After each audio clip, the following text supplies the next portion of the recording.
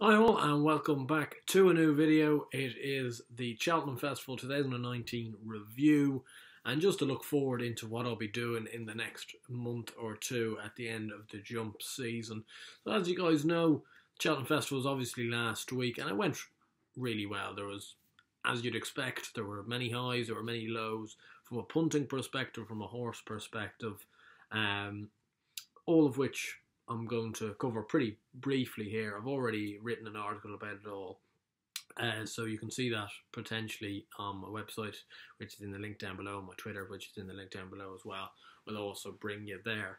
But that was a needless self-plug. But anyway, going on to the festival itself, I thought it was really, really good. I thought there was some fantastic performances out there. You look at Espoir Dallin, Album Photo, Frodon, Altior, even though a lot of the winners of the kind of championship races probably weren't what people expected, Espoir Dallin and Album Photo certainly weren't, I thought they put in fantastic performances, and I think people are very quick.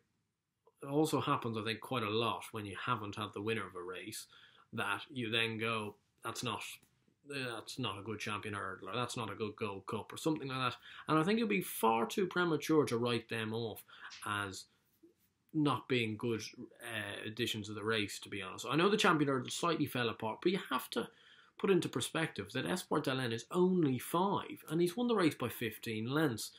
I know the top 3 have failed to fire, I understand that, but that being said, come the champion hurdle, you gotta go on the track, you gotta go the pace, you gotta jump well, and that's what's happened. And Espoir Dallin's ticked every single box. Bouvardere didn't jump well, Applesjade doesn't like the track, Lorena just kind of bombed out, didn't do really any of the 3, to be honest. Espoir Dallin did everything right, and I think it's just people are very quick, I think, now to say, oh well, that race was a bit of a write-off because none of the favourites did anything. But you got to give credit where credit's due. Exactly the same with the Gold Cup, and I'm sure, I'd like to hope anyway, a couple of you were on Album Photo. I certainly was.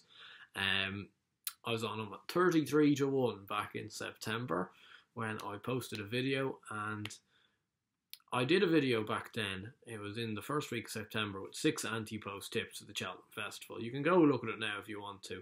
And out of the 6 tips, only 2 got to the track. And so I had Duvant to win any race at 12s. He didn't get close. Carefully Selected didn't get to the Ballymore. Getaway Katie May didn't get to the Mayor's Novice. And there was one other who I am now struggling to remember, but I had Monolith in the Ryanair, came 4th, and Album Photo in the Gold Cup at 33s, and he won. So it was brilliant, it was absolutely brilliant. And there was I had 2 winners like that. I had obviously Album Photo and I had City Island, 2 horses that I've been banging on about for quite a while. Now, if you've been a regular watcher of these videos, you'll know that. To be honest, if you told me at the start of the week that Benny Deju would fall and lose, and that Sir Eric would tragically go wrong as he did, which was a terrible, terrible thing to see, I must say. I'm just putting that there. I know you guys probably think the same, but when you see something like that happens, it doesn't really matter how much money you have on it, to be honest. Like, the horse has gone wrong. You can't give out, you can't be moaning about burnt fingers or something like that. It was a real tragedy for horse racing, and it was such a disappointment. I think we all knew that horse could have been a star, but unfortunately that is the game that we love, it's the game that we live in, and unfortunately these sort of things happen. But if you told me that those 2 horses would lose, I'd have told you it would have been a beans on toast week, really. But with Album Photo, with City Island, Classical Dream, we had some nice little winners out there. Overall, we had a pretty profitable week.